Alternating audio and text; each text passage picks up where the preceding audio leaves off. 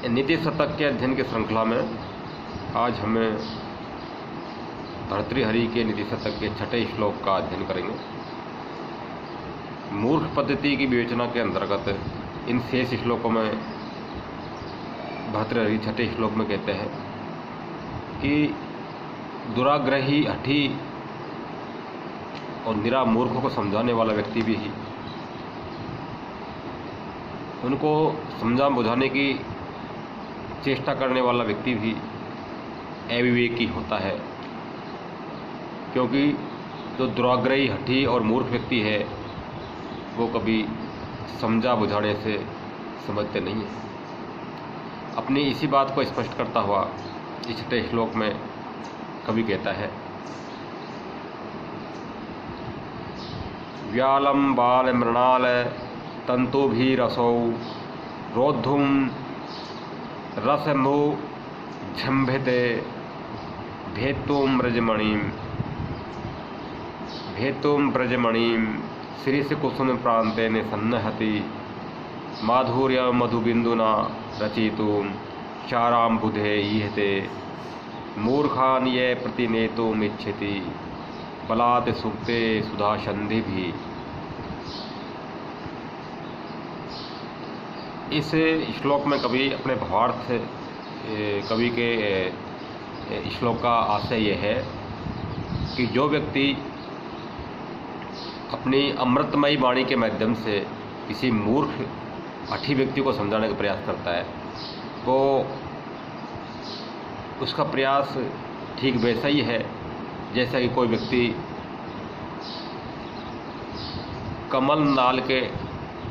कमल दंड के रेशों से बनी हुई रस्सी से,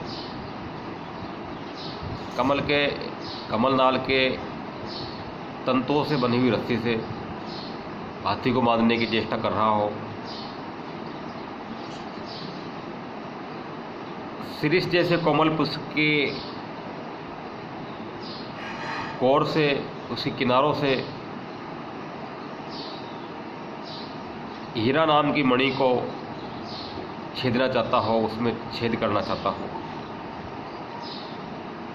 और मिठास की एक बूंद मात्र से सागर को मीठा करने की चेष्टा करना चाहता हो।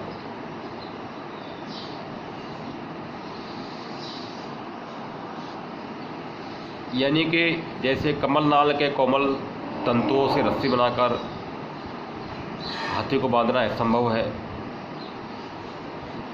मुमकिन नहीं।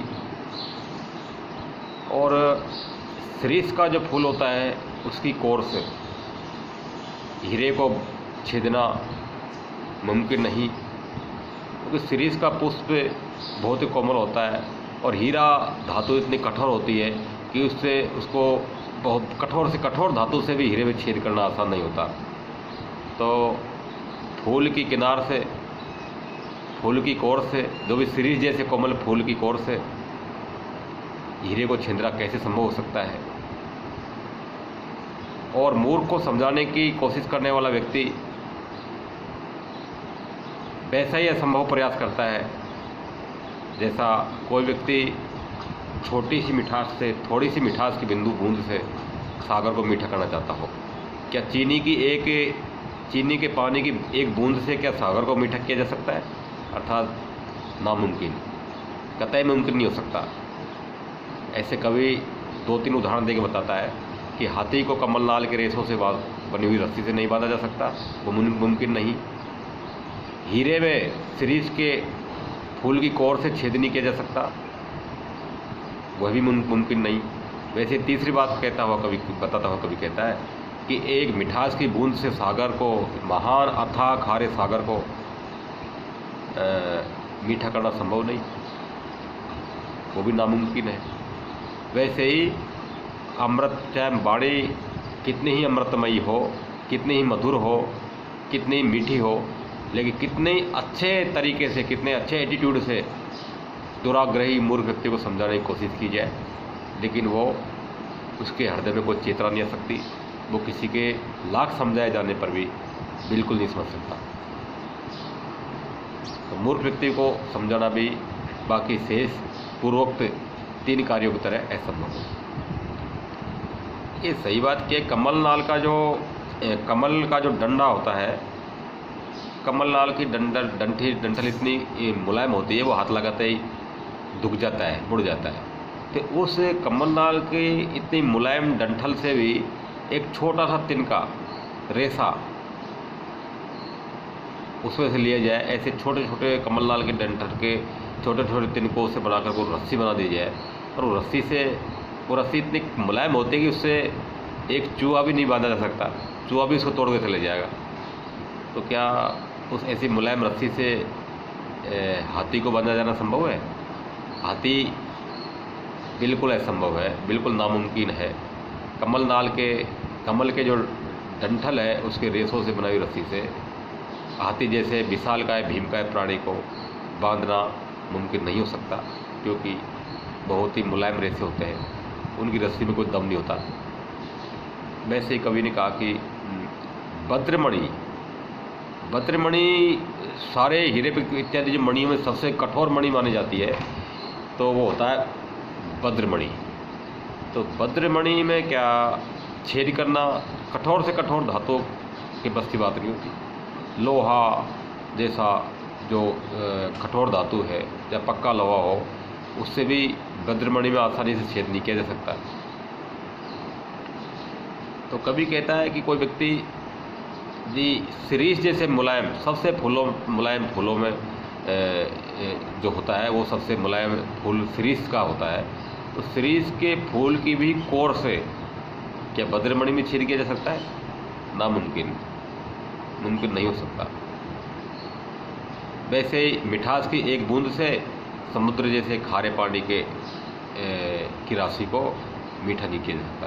समुद्र का पानी इतना खारा होता है कि वो उसको पेयजल के रूप में नहीं लिया जा सकता। यदि उसको पेयजल के रूप में हम काम लेंगे तो किसी भी आदमी की डेथ हो सकती है, बीमार पड़ सकता है। वो पेयजल पीने लायक बिल्कुल नहीं होता, बहुत खारा होता है, अथाह खारा होता है।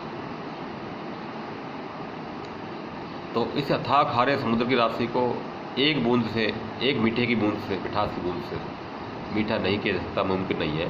वैसे ही मूर्ख व्यक्ति को भी समझाना, चाहे वचन हमारे शब्द चाहे कितने ही मीठे हो, अमृतमयी हो, उनसे भी मूर्ख और हठी व्यक्ति को समझा बुझाकर हम उसको अपना दृष्टिकोण नहीं समझ सकते, अपनी बात नहीं बनवा सकते। अच्छा, इसका श्लोक का हम जो अन्वय सहित अब अनुवाद करते हैं, उसका भावार्थ समझने का प्रयास करते हैं शब्द से, शब्दों के हिसाब से। तो कवि कहता है असो यानी वह व्यक्ति जो मूर्ख को समझाने की कोशिश करता है। असो वह व्यक्ति, व्यालम बाल मृणाल तंतु भी रोद्धूम समुद्रीभ्यते।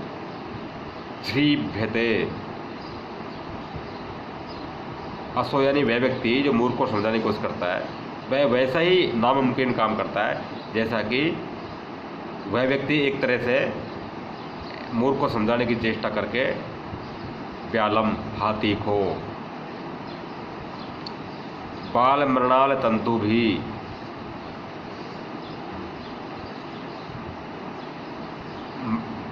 मृणाल यानी कमल भी कैसा? बाल छोटा, यानी कि कोमल कमल। बाल यानी कोमल, मृणाल यानी कमल। कोमल यानी कोमल मृणाल के तंतु भी, तंतुओं से। यहाँ पर डंठल शब्द छिपा हुआ है, तो मुलायम कमल के डंठल के, मृणाल यानी कमल के डंठल, उसके भी तंतु भी रेशों से। रोद्धूम समुद्रीभ्यते,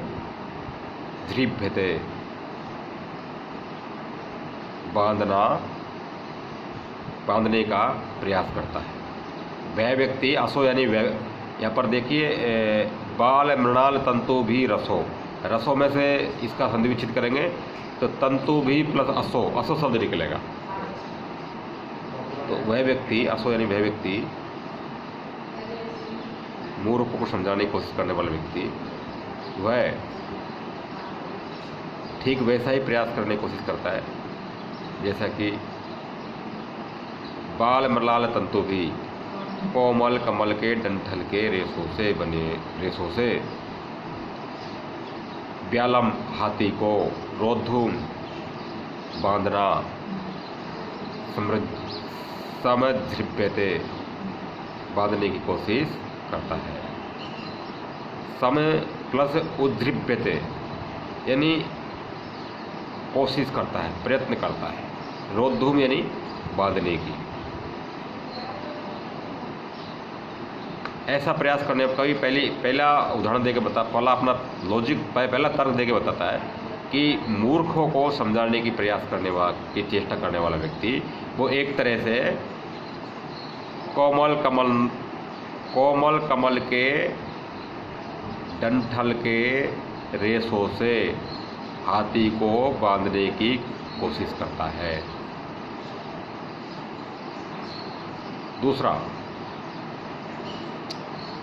श्रेष कुसुम प्रांतेन भद्रमणिम भेतुम सन्नहति। शिरीष जैसे फूल, शिरीष के फूलों की कोर से भद्र जैसी मणि में, भद्रमणि यानी भद्रमणि में भेतुम सन्नहति छेद करने का प्रयास करता है।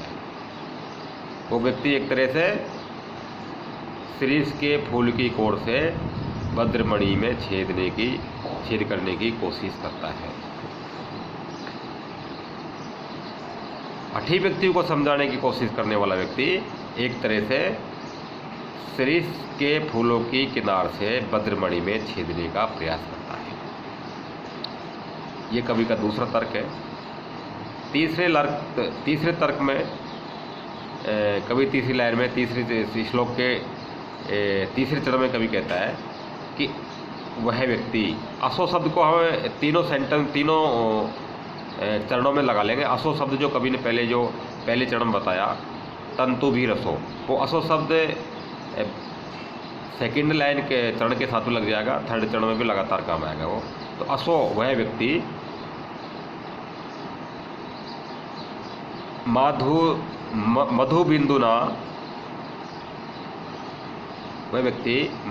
बिंदुना चाराम्बुदे माधुर्यम रचितुम ईहते। असो यानी वह व्यक्ति जिसका हमने ऊपर से अध्ययन किया है। इस श्लोक में असो शब्द नहीं है, लेकिन एक बार कभी ने असो शब्द ले लिया तो उस असो शब्द को हम यहाँ पर भी तीसरे चरण में भी काम लेंगे। असो वह व्यक्ति मधु बिंदुना शहद की एक बूंद से,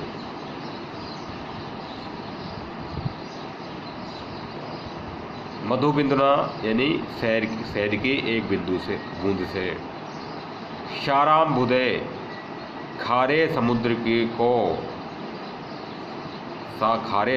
को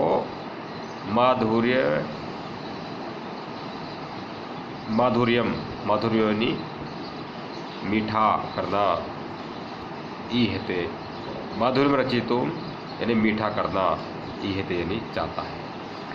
असो मधु बिंदुना शाराम्बुदे माधुर्यम रचितुम ईहते। वह व्यक्ति शहद की एक बूंद से सागर को मीठा करने का यत्न करता है। कौन? यह बलात्, चौथे चरण में देखिए, यह बलात् सुधा संधिभी सुक्ते मूर्खान प्रतिनेतुम इच्छति। जो व्यक्ति जबरदस्त, बलात् यानी जबरदस्त, जोरी से, कहते हैं ना लौकिक भाषा में जोरी से, बलात् यानी जोरी से, जोर जबरदस्ती से। शुदा संधि भी सुक्ते, अमृत टपकाने वाले अपनी वाणी से। अमृत बरसता जिसमें, ठीक है, वाणी में क्या अमृत बरस रहा है, क्या बात है। कभी कोई को लोग बहुत मीठा बोलते हैं, अच्छा बोलते हैं अमृत टपकता है वाणी में, इतना मीठा बोलता है। तो ऐसे शुदा संधि भी सुक्ते, अमृत बरसाने वाली चुक्ते यानी वाणी से, उपदेशों से। मूर्खान प्रतिनेतुम इच्छति, मूर्खों को समझाने की कोशिश करता है।